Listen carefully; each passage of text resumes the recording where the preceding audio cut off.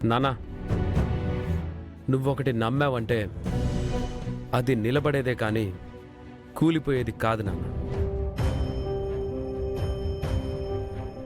దానికి ఈ ఇల్లు ముక్కలవ్వాల్సిన అవసరం లేదు. ఎవ్వరూ వేరవ్వాల్సిన అవసరమూ లేదు. ఈ ఆస్తిని పంచాల్సిన అవసరం అంతకంటే లేదు.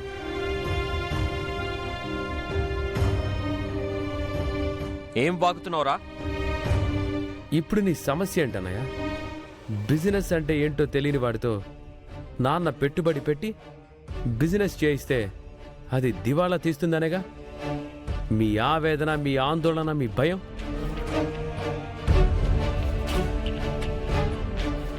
ఆ పెట్టుబడి అనేదే నాకు వద్దు అంటున్నా.